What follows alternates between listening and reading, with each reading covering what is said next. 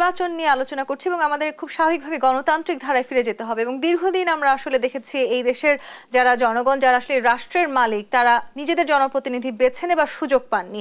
আমরা আশা করতে চাই এবারের যে সামনে নির্বাচন আছে সেই নির্বাচনে জনগণ তাদের নিজেদের পছন্দ মতো আসলে জনপ্রতিনিধি বেছে নেবার একটি সুযোগ পাবেন। সেই অধিকার আমরা নিশ্চিত করতে পারবো কি? সেটা নিশ্চিত করতে পারবো কিনা সেটাই তো এখন বড় প্রশ্ন। নিশ্চিত করবার জন্যই তো এত রক্ত দিতে হলো। এদেশে বারবার দেশের মানুষকে ভোটের অধিকারের জন্য রক্ত দিতে হয়েছে। 1975 সালে বাকশাল করা হলো, একদলীয় বাকশাল, সেখান থেকে উত্তরের জন্য রক্তক্ষয়ী একটা ঘটনা ঘটল। তারপরে এরশাদ ক্ষমতা দখল করলো, তাকে উৎখাতের জন্য আওয়ামী লীগ, বিএনপি, ডান বাম সহ প্রায় সব দল আন্দোলন করলো, অনেকের রক্ত দিতে হলো, জীবন গেল।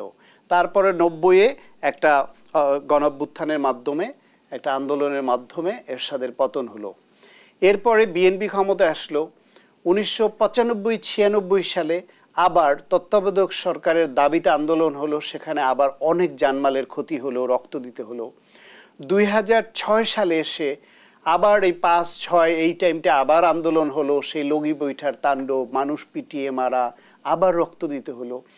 এরপর আওয়ামী লীগ আসার পরে গত 16 বছর ধরে, বিশেষ করে 14 নির্বাচনের আগের থেকে শুরু করে ওই বিনা ভোটের নির্বাচন, 18 রাতের ভোটের নির্বাচন এবং সর্বশেষ 24-এর আমিডামি নির্বাচন, প্রত্যেকটা নির্বাচনকে কেন্দ্র করে 16 বছর ধরে টানা ভোটের অধিকারের জন্য মানুষের আন্দোলন করতে হলো, রক্ত দিতে হলো, জীবন দিতে হলো।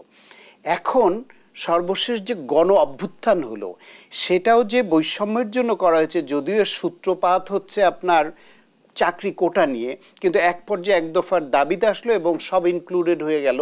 বিষয়টা হয়ে গেল ফ্যাসিবাদ, মাফিয়াতন্ত্র এবং গণহত্যাকারীদের বিদায় করা।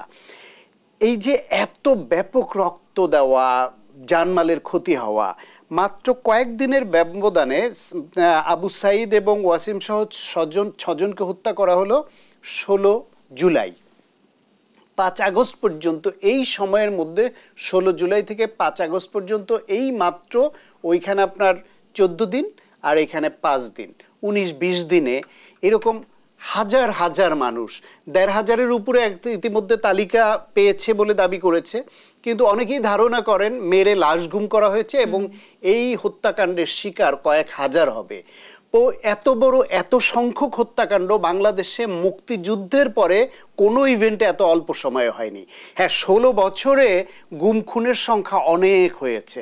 এক্সট্রা জুডিশিয়াল কিলিং এবং গুম খুন মিলিয়ে এই গণহত্যার থেকে কয়েক গুণ বেশি হয়েছে, কিন্তু 16 বছরে একটা আন্দোলনকে কেন্দ্র করে এত অল্প সময়ে তো সেটা হয়নি।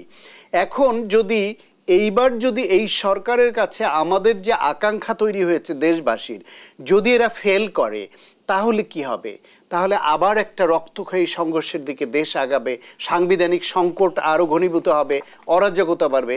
আবার তারা যদি যেন তেন একটা নির্বাচন করে এই সংকটের মধ্যেই রেখে যায় এবং যারা ক্ষমতায় আসবে তারাও যদি মানুষের পালস ঠিকমতো রিড করতে না পারে, অথবা আগের সরকারের মতোই যদি তারা কাছাকাছি পথে বা একই পথে হাঁটতে থাকে, তাহলে আবারও ভোটের অধিকার জন্য গুরুত্বপূর্ণ একটি কথা বলছেন আপনি ডক্টর শাহাদাত হোসেন শান্ত। খুব তড়িঘড়ি নির্বাচন আমরা দেখেছি যে ডক্টর মোহাম্মদ ইউনূস তিনি বলেছেন জনগণ যতদিন চাইবেন ততদিন তারা আসলে এই সরকারে থাকবেন, আবার যারা রাজনৈতিক দল আছে তারা যত দ্রুত সম্ভব নির্বাচন চাইছেন। এই যে আসলে যত দ্রুত সম্ভব নির্বাচন, কিংবা আমরা দেখেছি সেনাপ্রধান তিনি বলেছেন 18 মাসের মধ্যে নির্বাচন করা সম্ভব, এই ধরনের একটি কথা তিনি বলেছেন। তার মানে কি আসলে 18 মাস বনাম জনগণ যতদিন চাইবে ততদিন হতে যাচ্ছে? না, আমার মনে হয় প্রধান উপদেষ্টা এই যে জনগণ যতদিন চাইবে বা ছাত্ররা আমার প্রাথমিক নিয়োগদাতা, এই কথাগুলি শুরুতে বললেও তিনি সেখান থেকে হয়তো সরে এসেছেন। ওই একবার ওই কথা বলার পরে এরপর তারা রিপিটেশন দেখবেন না।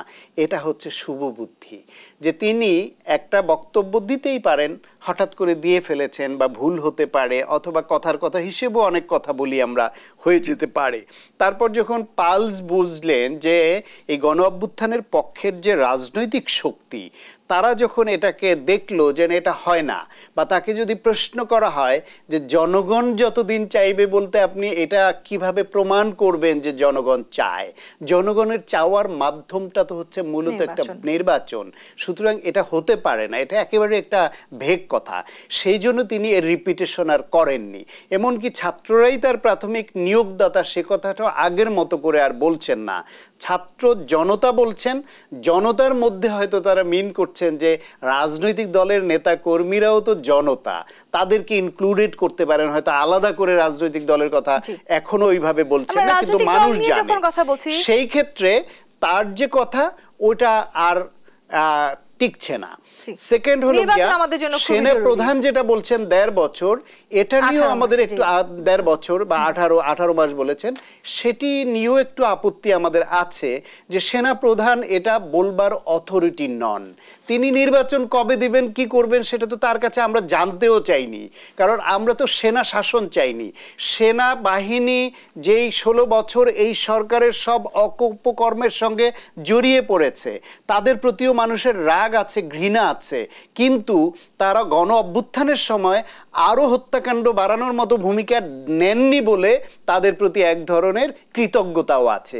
সেই বিবেচনায় মানুষ তাদেরকে এখনো আস্থায় রাখতে চায় যে তারা অতীতের যে এই 16 বছর গুম খুন, আয়নাঘর বা বিভিন্ন অপকর্মের সঙ্গে যে সেনাবাহিনী জড়িত, তাদের বিচারের আওতায় আনা হোক, বাহিনীটাকে পুনর্গঠন করা হোক এবং তারা তাদের জায়গায় থাকুক। তাদের কাজ এটা নয় যে নির্বাচন এত দিনের মধ্যে হবে সেটা বলবে। আর রাজনৈতিক দলগুলি, বিএনপি সহ বিভিন্ন রাজনৈতিক দল, তারা বলছে যৌক্তিক সময় দিতে চায়।